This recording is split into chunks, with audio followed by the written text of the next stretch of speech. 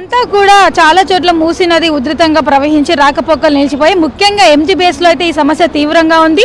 చాలా చోట్ల నుంచి కూడా బస్సులు అయితే నిలిపివేయడం జరిగింది. ఎంజీబీఎస్ బస్ స్టాండ్ లోపలికంతా కూడా పక్కనే ఉన్న మూసీ నది కాలం నుంచి కూడా వాటర్ అంతా వచ్చి చేరడంతో ఇక్కడ ప్రయాణికులంతా కూడా తీవ్ర ఇబ్బందులు ఎదుర్కొనే పరిస్థితి అయితే ఉంది నిన్నంతా కూడా. అయితే ఈ రోజు చూసుకున్నట్లయితే కూడా ఇటు జిహెచ్ఎంసీ సిబ్బంది అలాగే అధికారులంతా కూడా ఇక్కడ మొత్తం క్లీనింగ్ ప్రాసెస్ అయితే చేశారు. ఎక్కడెక్కడ విరిగిపడిన చెట్ల కొమ్మలు అలాగే ఇతర వ్యర్థాలు అలాగే పెద్ద ఎత్తున పేరుకుపోయిన బురద ఏదైతే ఉంటుందో వాటి ద్వారా కొట్టుకొచ్చిన బురద మట్టి అంతా కూడా తొలగించారు. దీంతో ఇప్పుడైతే బస్సులు అయితే ప్రస్తుతం అయితే నడుస్తున్నాయి. అయితే నిన్నంతా ముఖ్యంగా చూసుకున్నట్లయితే కూడా మెయిన్గా ఉత్తర తెలంగాణ నుంచి వచ్చే బస్సులు ఏవైతే ఉన్నాయో కరీంనగర్, జగిత్యాల అలాగే గోదావరి కానీ పెద్దపల్లి తదితర ప్రదేశాల నుంచి వచ్చే ఉత్తర తెలంగాణ నుంచి వచ్చే బస్సులన్నింటినీ కూడా జేబీఎస్ వైపు అయితే మళ్లించారు. అలాగే చాలా చోట్ల కూడా తీవ్రంగా ట్రాఫిక్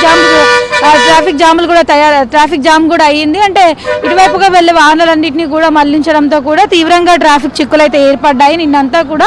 అలాగే రాకపోకలు నిలిచిపోయాయి. ఎంజీబీఎస్ బస్సులు చూసుకునేది కూడా ప్రయాణికులందరినీ కూడా నీటి నుంచి బయట తీసుకొచ్చినప్పుడు తాళ్ల సాయంతో తీసుకొచ్చిన దృశ్యాలు కూడా మనం నిన్న చూసాము. అయితే ఈ రోజు చూసుకున్నట్లయితే ప్రస్తుతం అంతా కూడా క్లీన్ అయిపోయి బస్సులు అయితే నడుస్తున్నాయి. ప్రయాణికులు అయితే ప్రయాణం చేస్తున్నారు. అలాగే ముఖ్యంగా చూసుకుంటే కూడా మూసి పరివాహక ప్రాంతాలు ఏవైతే ఉన్నాయో అక్కడ చుట్టుపక్కల ఉన్న ప్రజలంతా కూడా తమ ఇళ్లలోకి వచ్చి నీళ్ళంతా చేరడంతో కూడా వాళ్ళంతా కూడా బురదనంతా కూడా బయటికి తొలగించే ప్రయత్నాలు చేస్తున్నారు. అలాగే చుట్టుపక్కల ఉన్న షాప్స్ ఏవైతే ఉంటాయో అందులో కూడా వాటర్ వచ్చి చేరడంతో అలాగే ఇళ్లలోకి వచ్చి చేరడము సెల్లాల్లోకి వచ్చి కూడా బురద నీరంతా వచ్చి చేరడంతో అదంతా కూడా తొలగిస్తున్నారు. సో మొత్తానికి క్లీనింగ్ ప్రాసెస్ అయితే మొదలైంది. ఇప్పటికైతే మూసీ నది ప్రవాహం కూడా తగ్గడంతో కూడా ఎక్కడికక్కడ క్లీనింగ్ ప్రాసెస్ కూడా అధికారులు అయితే మొదలు పెట్టారు.